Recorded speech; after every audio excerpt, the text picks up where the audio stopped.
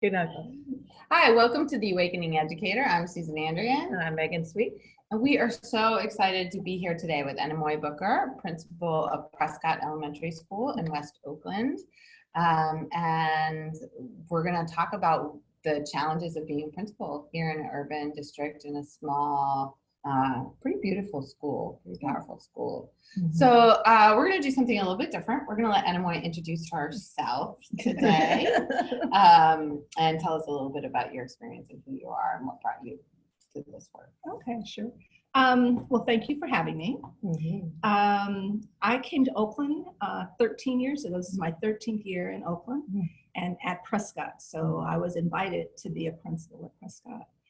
My background is, before that, I've worked at a couple of county offices, the Alameda County office as a director, and the San Mateo County office as a coordinator. So doing a lot of statewide work, a lot around professional development and supporting schools and leadership, superintendents. My experience comes out of San Francisco. That's where I grew up. And I taught there in special ed. So my special ed is my background. I'm a speech pathologist, speech and hearing and language specialist. And I taught in middle school, so 6th, 7th, and 8th grade, a special day class. Then I did a lot around professional development for parents in special ed and training other staff. Then I went to school reform. I was with the Commerce School Development Program, so that was out of Yale.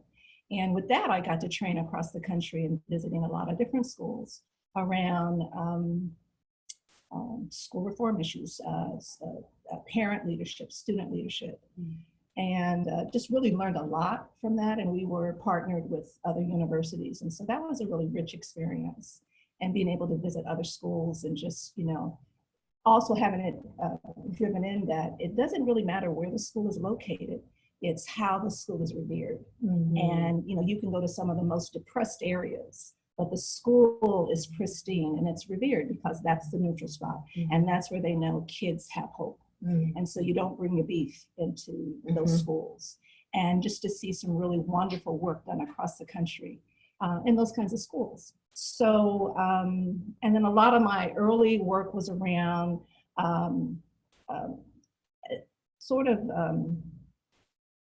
African-centered pedagogy for pedagogy for African-American students. So I worked a lot in putting on conferences where we invited Black and African scholars from across the country and really showcase just the best work that was being done by practitioners and students. And that's sort of how I got introduced to Oakland.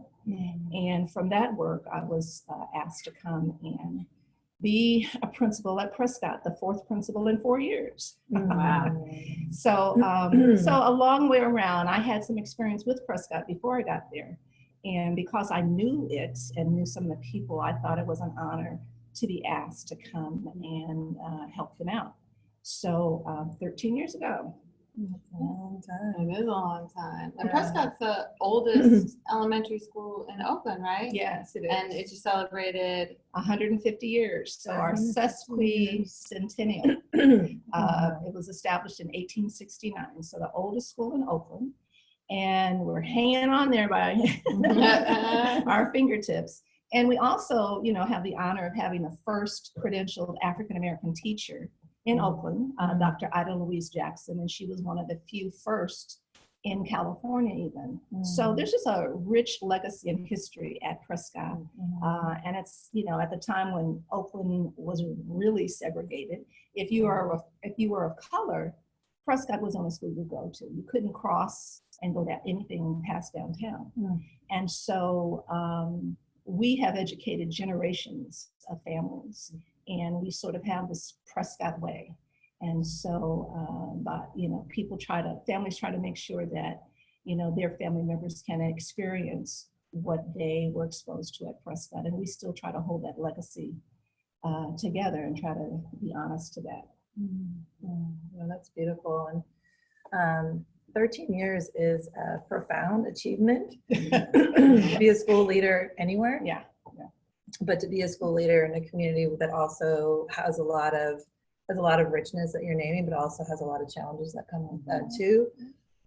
Where you are as a community that for a long time, you know, you're across from a housing unit and has had a lot of violence that you need to work through. So I'd love to hear a little bit about that, but also is now gentrifying. And so it's a really complex space that you're leading in. So I'm just wondering, maybe as a starting point, like, how do you do 13 years? Like, what keeps you coming back and holding into that space? So it's always about the children, you know, and, you know, if we don't do it, who's going to do it, right? Right. And so by I think what's helped me a great deal is my experiences that I've had before coming to a school like Prescott, before coming to a district like Oakland, and understanding that it doesn't have to be the way that we receive it. Kids deserve the best, and it should not depend on who their parents are, what the circumstances of their families are, or where they live. And so, you know, what we need to be able to do is to provide access and opportunity for all our kids. We have brilliant kids, and they just wind up coming with a lot to deal with that kids really don't understand. They get in the way of them being able to express that brilliance that they have.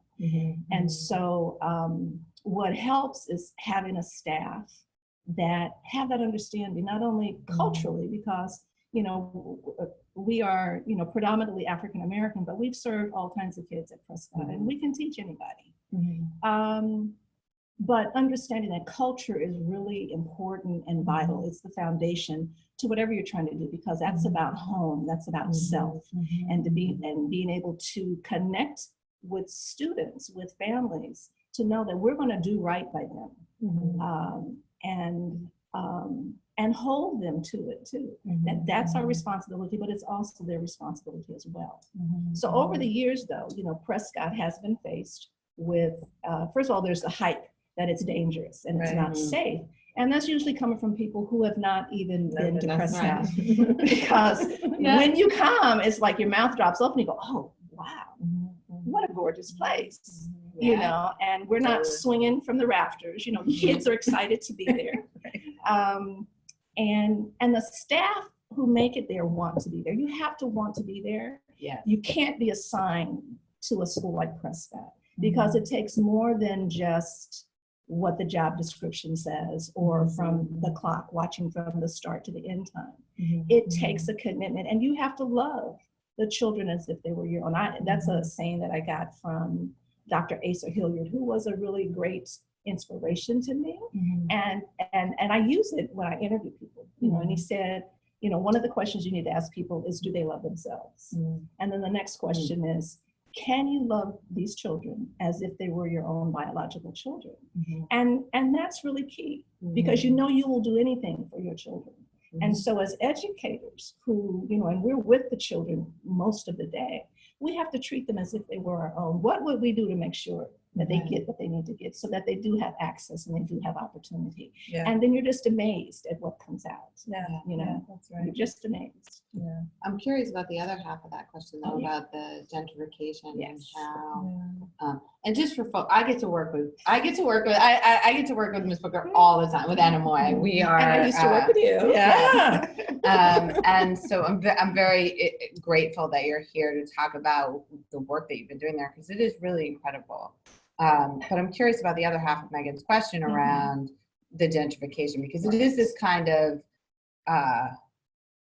place in our city that where so much of what's happening in the city in terms of people getting pushed out, but also the disproportionality in terms of violence and equity. It's all happening in that small block. Even like thinking about what's happening with the drug treatment center that's going in, and all of these outside forces. And Prescott keeps chugging along in ways that, and we'll talk about the academic scores, which are really amazing. But how do you keep that? How do you keep up the energy to do that? And how do you embrace the community that's changing? Those shifting sands. Those shifting really complicated. So Prescott, the area, West Oakland, we're deep west. So we're the farthest west that you can go. I like to say, instead of calling us the lower bottom, which if you look on a map or anything like that, it has us listed as the lower bottom. I mean, that's a double negative, right? Yeah. We are the gateway to the East Bay. You know, Oh, we're there right you at the go. Bay Bridge. We're right at the West Oakland BART Yeah. station. We're, you know, Mhm. they're at the post office. We're in easy access to the freeway, and it's a beautiful area. It It is. really is a beautiful. So we are sitting on. Okay, people don't get any ideas, but we are sitting on just really rich property, you know, and so people want to take us over as Mhm. opposed to helping us thrive. Yeah. All right. Yeah. And so with the hardships that come with living in West Oakland, so we're rated as one of the highest need communities in Oakland. So Mhm. finally, you know, a few years ago when our budget system was revised and the formula for how they decide how schools are funded, finally taken into consideration was the fact that we are in one of the highest need communities in Oakland, and we serve some of the highest need families and students in Oakland. And so with that, you know, we get a little bump, we get a little bit extra. And it helps. It's not enough, but it helps. And so with that, though, we see families that are being displaced, meaning they're either losing their leasing agreements, they're being moved out, or they're in family homes that they can't maintain anymore. And so this is where we get the gentrification part. So we have other younger people moving in, getting houses, and not necessarily at a good deal, because, you know, down on 8th Street a couple of years ago, 3 old Victorians sold for over $1 million. This is 3 blocks from my school, right? And we're right across the street from a housing authority unit. So, but people are buying them, they're rehabbing them, they're either turning them over or they're building fences around their place. And if they have kids, they're sending them elsewhere because, again, Oakland is an open enrollment district. And so that really doesn't help us because, you know, choice is great. But people feel that without even coming to visit us, that they can get a better deal at another school located away. And so instead of really having the resources to invest in our school, in our community, because we're truly a neighborhood community school, that's not done. It kind of goes to the popular schools or the more sought after schools tend to be in line for more resources and more opportunity to expand, have wait lists. You know, we have empty seats, but other schools have wait lists. And so it makes it hard to compete on that level. But so yeah, with families coming in, not really checking us out, but we are making the effort to go out and say, hey, come check us out. Don't believe the hype. And we're getting a few. Yeah. We're getting a few. Well, choice never actually supports the most disadvantaged people in a community. It's said that it does, but actually it's the opposite, right? So the most entitled in a community take advantage of choice programs. And it does exactly what it does to your school, right? So people in the neighborhood in a choice system will choose to opt out of their own neighborhood oftentimes, and then it creates a greater challenge, especially for a neighborhood school like yours, where the families, you know, most of them are walking across the street or walking to school, and you don't have enough families that are doing that, then it becomes a real challenge to stay open. And Like, there's so many so in inequities Oakland, there. we've always been, or for a long time, we've had more students live within a mile of our school more than any other school in the district. And so that's the LiveGo data. Yeah. And so that's kind of an anomaly for the district because most people are traveling to go someplace else, whereas, you know, we draw the majority of our kids from within a mile of our school. And being the farthest out really doesn't give them another opportunity unless they have transportation to get someplace else. Then we're also faced with the whole territorial thing. So Mandela, and you need to look at a map so you can see where we are, but Mandela is that territorial line where it divides Acorn, which is up near Martin Luther King, and the other schools that are up near that area, and Prescott. And so you have Acorn and you have Lower Bottom. And people don't understand that the families are not going to cross that. There's a lot of historical conflict between the families on one side of Mandela and the other side of Mandela. Is that gang related mostly, or is that neighborhood more? It was, but you know, there's still beef. You know, they still get into it, and family. So like we've had summer school hasn't been offered at our school for maybe the last 3 or 4 years. My kids aren't going to go to MLK, even though it's not that far away. They're not going to go. So my kids don't get that option to go. Just like MLK kids are not going to come to my school for summer school. So it's really hard to make that point to people that to see that just even those few blocks makes that kind of a does. difference, and it Well, you need to really does. understand the school community so Yeah. you can do that, right? Right. Because otherwise, then you're like forcing inequities in the community. And and your school is so. I have to say, as somebody who visits, it's a school that when you walk in the door, you are struck by the community and the calm and the nurturing in that school. Instantly. And that's really profound. And that's something that a lot of these other schools actually don't have. And I imagine you didn't walk in with. So I'm wondering how you started to establish that and then how you maintain that culture of care and community that you just feel so palpably when you walk into your school. Well, as I mentioned earlier, I was the 4th principal in 4 years. The school had been over 900 students. And early in the 2000s, they were either going to close Prescott, make it a charter, or offer it to be a new small school. That was a new initiative that came out in the early 2000s. And so the community rose up, as they do, and said, well, we don't want a charter here. That's not what we need. Invest in our school. And they said, you're certainly not going to close us. And so what's this new thing called small school? We'll go for that. So a lot of perks were offered with the small school, but after something gets started, all of those initial perks kind of go away. So by the time Prescott got into it, which was I think 2004, there was not a lot left. And so going from over 600, and that was like in 2003, to under 300 on purpose, and that's what gets left out of the story. It was downsized on purpose. Yeah, and now this is really the problem that is now got us where we are right now, and with school closures, is that they moved to these small school movements, which, and similar to Choice, I think there were people that were well-intentioned, and maybe there were some people they didn't budget to maintain the small school. They didn't budget to maintain it, right. And so the thought was one, but the reality is another. Right. And so with that, so I came in 07, 08, and so we were right at 300. We had an assistant principal.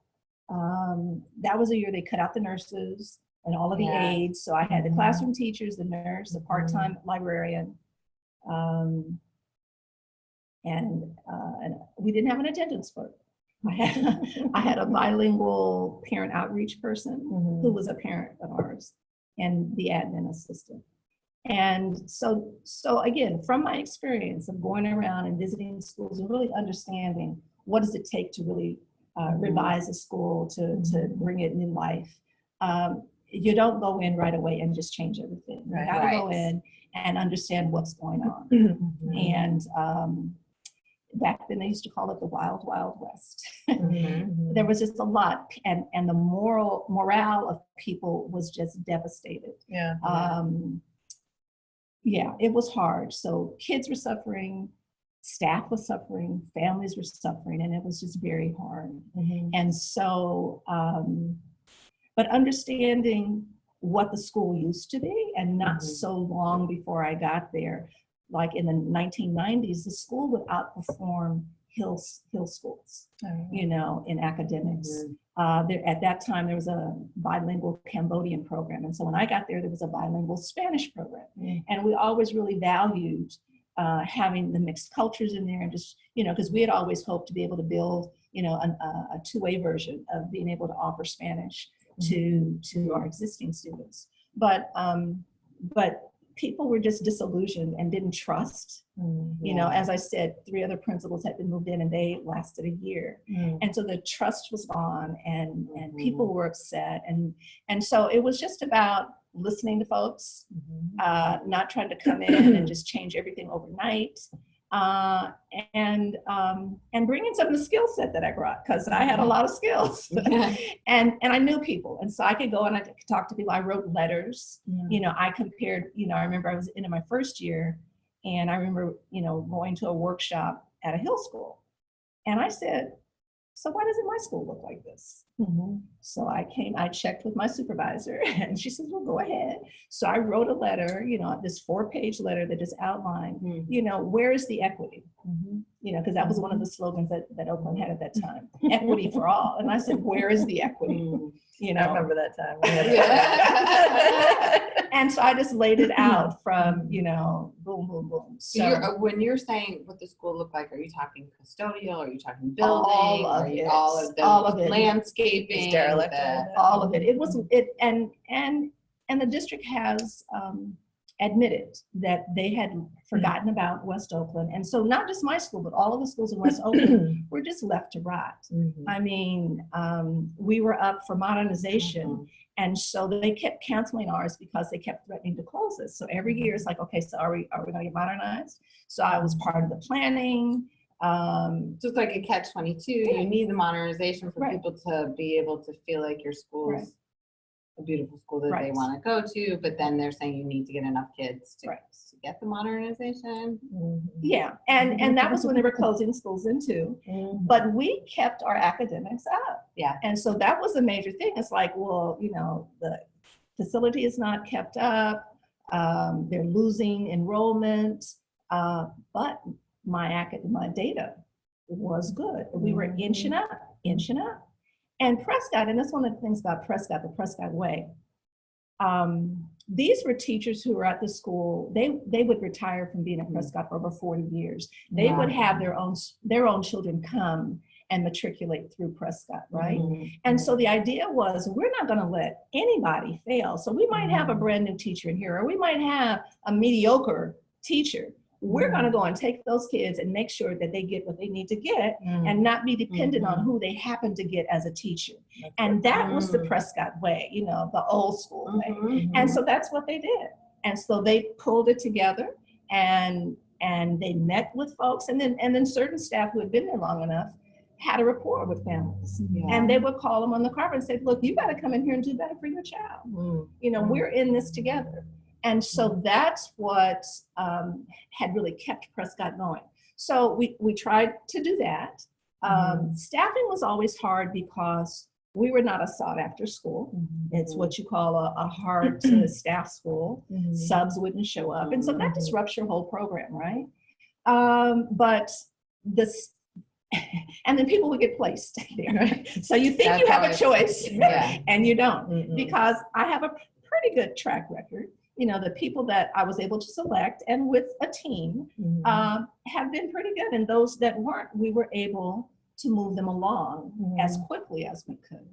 But again, more and more families were being displaced. There was a stretch of time where for 5 years in a row, I had 0 suspensions. Nobody ever came to ask me, how'd you do that? That was before we were doing restorative justice and all of those things, you know, and, you know, staff didn't like it, but, you know, we needed to work with the kids. So in the current place that we're at, when everything is going on in Oakland Unified School District, there's in the news a lot, there's school closures, there's a lot of tension, there's huge budget challenges, right? The district's trying to cut $21 million, I believe.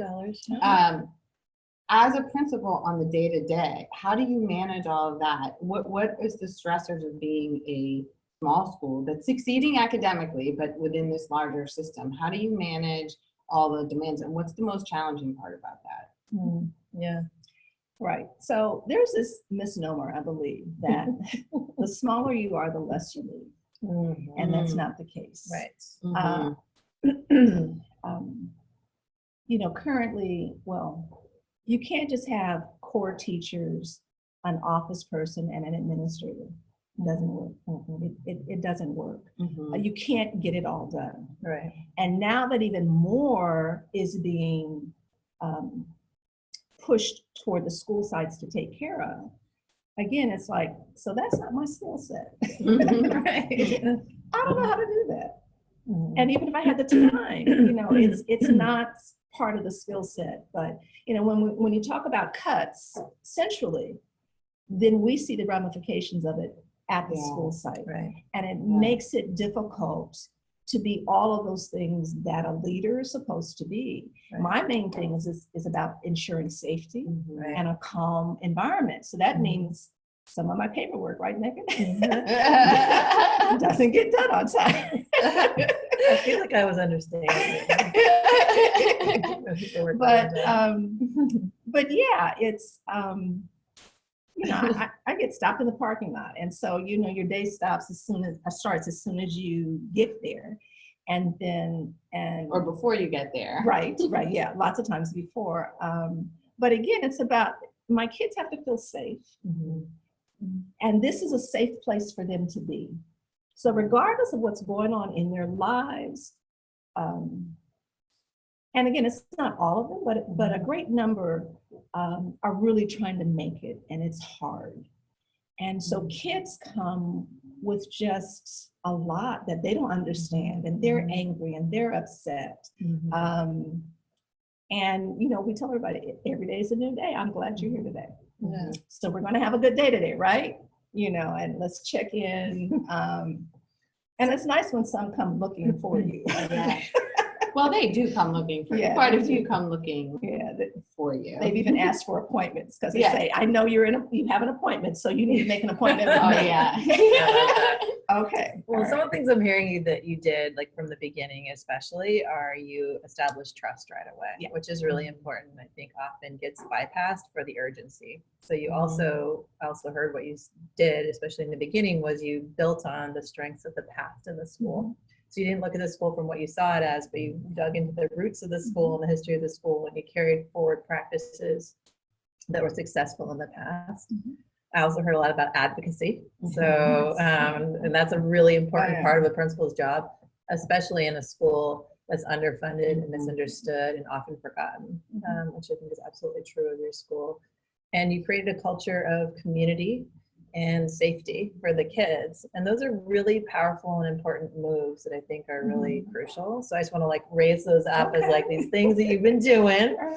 And I think the role of a principal is one, what you just named just made me think about that too. And you've been doing that all while also navigating an intense amount of change at your school. So your school is in a community where you don't know day to day what's going to happen, right? Yeah. And there's, you know, and it's shifting and the demographics are shifting, but it can be a day where you walk in, the kids have, you know, there's been a shooting, or there's been, there's someone's, you know, there's a community that has a lot of trauma that you're in and around. And I think often people don't even appreciate that. Well, a lot of the Or fact they're that kids are coming related from to there. people who have had trauma. Yes. And that rolls over into our the school. school every day. And so you're navigating that. And it's a job where you have to pivot constantly. So it's a really, I think the role of an administrator is often misunderstood. On a general level, people think you're just chilling in your office, like working on your computer, doing email or whatever.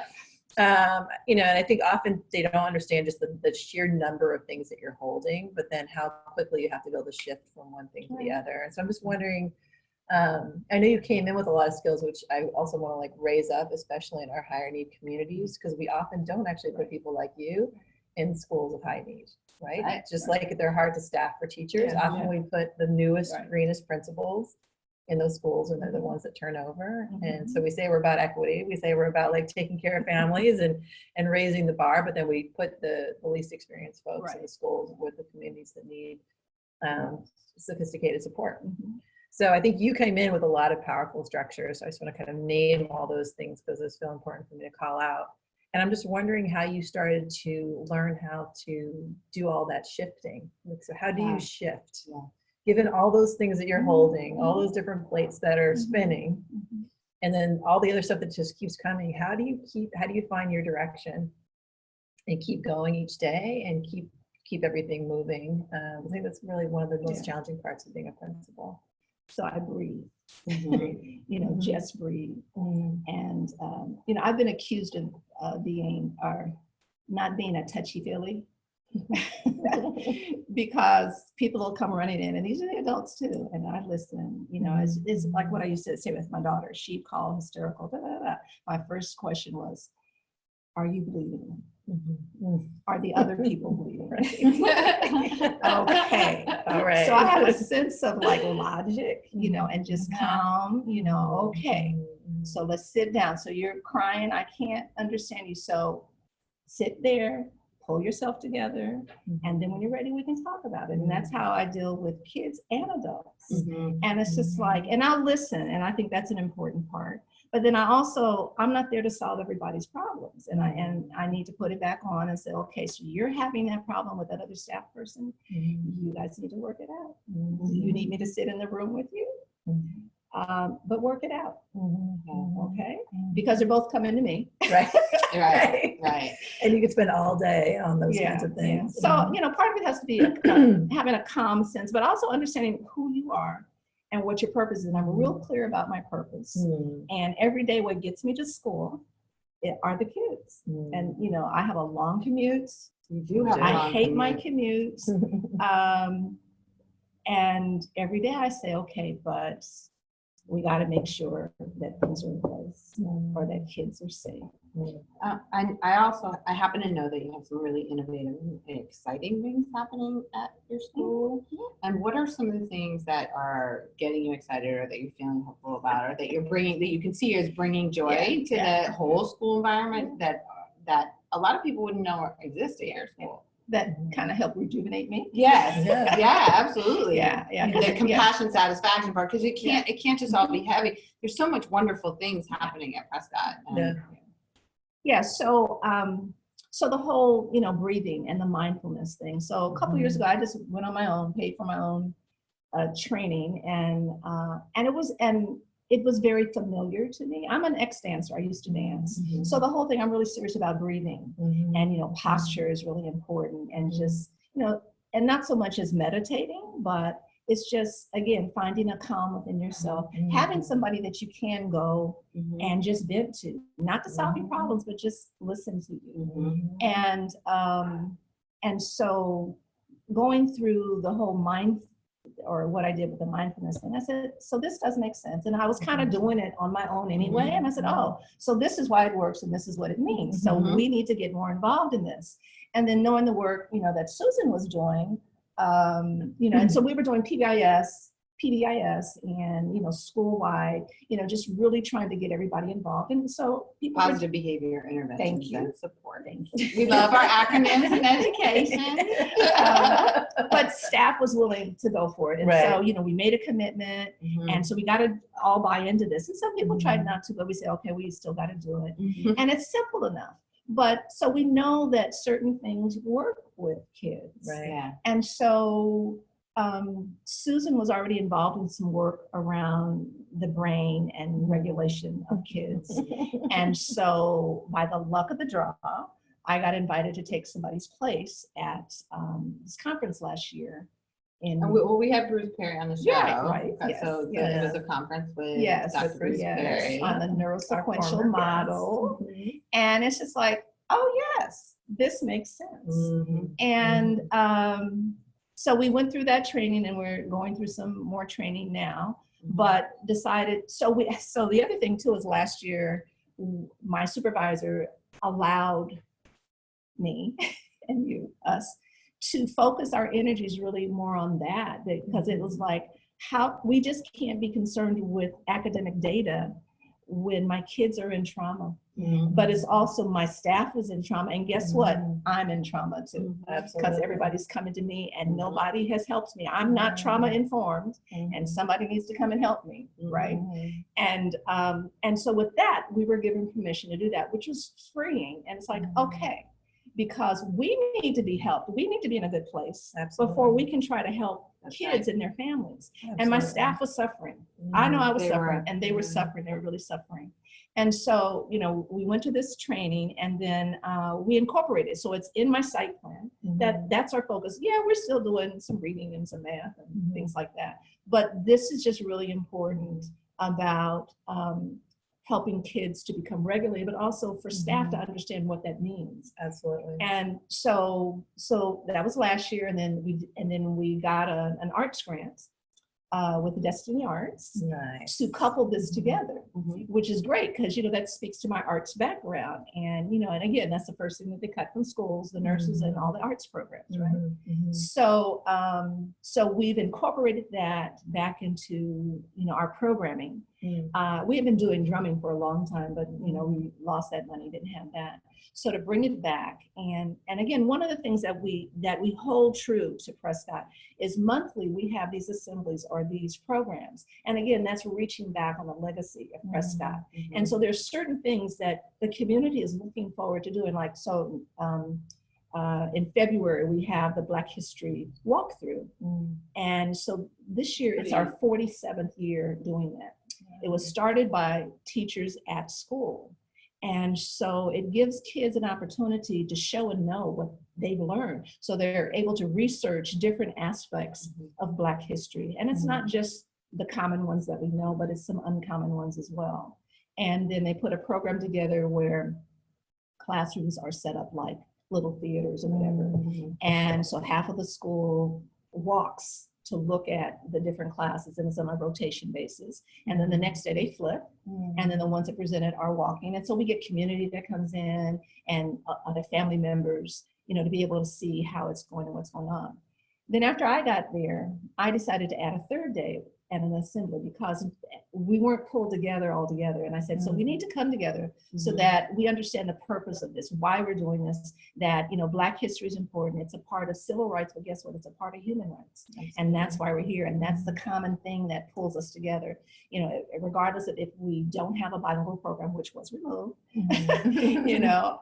but regardless of who's here, we are all here for the same reason. And so it's good to understand our common purpose in addition to our individual and our group purpose. And so, so your energy is so great about, I love hearing how excited you are when you start talking about that at school. And being trauma informed, and I love and appreciate you naming that you also are traumatized and need support around the trauma. Because it's one of the things that I think as educators, we kind of try and divorce ourselves from the impact of our work, and we try and just kind of keep giving out. And so I just appreciate you naming, because it's often what people won't name is that actually I need help too. I'm traumatized too. I'm shut down too. And how we can possibly expect to support our children when we're already shut down is a problem. But also naming the importance of creating that safety for kids and understanding how to help them regulate so that they can learn. Because when we push past that, just the instructional part, they're shut down anyway. They're not learning at capacity anyway. And you're gonna have more behavior issues and everything else. So I just think it's beautiful that, and then you're matching with art, which is so joyful. And so there's African dance and drumming and which brings in those pattern rhythmic things. But I think one of the other great things is you've given the wellness over to the teachers, and they've really taken it up. Like they're really taking it seriously and owning it, which I comes back to that point of trauma of like there has to be some agency and feeling like, and you can feel the shifting energy with your staff and with you as a leader of setting that up and creating that space and staying with them even when they're like pushing back, because we all push back when things are changing. And I believe in giving people their space. And so this is another thing that I share with staff. What can I do to help you be your best? Let me know, what can I do? And so I welcome ideas that they have, and I say, fine, sounds great, go for it. Keep me posted. So I don't hold on so tightly to what can and can't be done. But in order for people to buy in, they have to feel that they're a part of the development of it. Absolutely. I'm going to add a little caveat to that because of knowing you. I think the folks that you trust and that have worked hard and have earned it and have shown you that they care and they're about the kids, you turn that over to. And then but there's an earning of trust that has to happen, and which is the right thing, because I think that's what really builds leadership. Is like, how do you get to that place where you're saying, okay, I'm feeling like I know you're about the kids. Right. Yeah, it's not blind trust. It's not blind trust. Yeah, no, that's powerful. And I don't know if you know that now my whole job is bring mindfulness to schools. That's my job now. A little bit about that. And so I'm excited to hear you talk about that, because the other thing that I'm hearing, and this is a diversion, but I just want to name it out loud, is having the leader understand and embody mindfulness practices or trauma-informed practices is what makes it safe and enables teachers and others to take it up, right? Because you take it seriously, you create space in your time and your day, you are practicing it yourself. Just the idea of having people stop and breathe. I get why people can be like, oh, it means that you're dispassionate, but actually it's like just helping you regulate and just get yourself back online again. I was talking to someone just today. She's like, so the first thing you should do is always breathe, Megan. I'm like, I teach mindfulness and I need somebody to remind me to breathe. So it's not easy. So the fact that you've been acclimating that is really important, and bringing that forward. And then again, when you have that trust and then you're empowering folks to do their leadership, then they feel like they can really blossom, which is kind of what happened for us at Greenleaf on the other side of town. So in East Oakland, that was exactly the first thing that we did when we got there was we built trust and we created safety. And it didn't make everybody happy to create safety. We locked doors and did some things that, locked gates. But so we created physical safety and emotional safety, and that allowed things to really change. We did a lot of things terribly and not very well, but we learned that that safety is so important, and I love that you're taking it to the next level with these trauma-informed practices, and and you're holding on. And every day is a new day. Every day is a new day. And so people don't feel they have to hold on to something that didn't go right. Right. That's the thing. So this is the thing that I've been trying to work on. I don't know how you do it with your staff, so I'm just getting help from my staff, because that's what I've been trying to infuse with my team is how do you allow every day to be a new day, but still hold people accountable, still follow the HR requirements, but create that safety. And because to me, I think that's the most important thing you can do, because we all mess up. And we all have bad days. So how do you recover, or what structures have you put in place in your school to allow for that to happen for the adults? So I don't know if it's a practice that's there, but I do know reflection is really important in anything that you do. And I try to remind people of that. You need to reflect. And it's a variety of ways. Not everybody is a journaler, but even if it's just, being able to have somebody, what you call vent, or talk about it, review, and some people really get insight on that. Some people, they're just like, ready to go.